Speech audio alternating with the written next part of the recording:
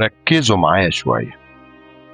اوعى تفرح باللمة الكدابة، الناس اللي حواليك، فلان بيحبك، فلان على اتصالات معاك، فلان بيكلمك. كل دي لما من 75 ل 81% زي نسبة النرجسيين لما كدابة.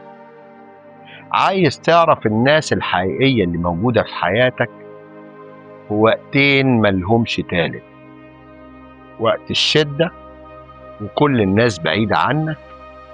الناس اللي هتقرب منك هم الناس الحقيقية، الناس اللي فعلا بيحبوك بلا مصالح، بلا أغراض دنيوية.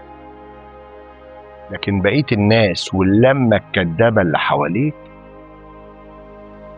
مش هتلاقي منهم غير العدد البسيط اللي هيقرب منك. هم دول الناس الحقيقية اللي موجودين في حياتك. ما تضيعش عمرك هدر مع ناس مش حقيقية. فأول حاجة وقت الشدة، وقت الكرب، وقت ما انت محتاج الناس حواليك. طب امتى تاني اعرف الناس الحقيقية؟ وقت الخصام.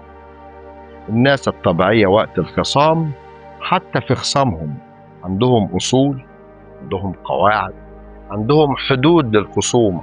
اما النرجسيين والنرجسيات هم اذا خاصم فجر. فجر في الخصومة، حملات مسعورة لتشويه السمعة والتشهير، كلام عنك في ظهرك، فضايح في لايفات وفضايح في اجتماعات وفضايح في مجالس. كل ده عشان إذا خاصم فجر. وديها للي مستنيه.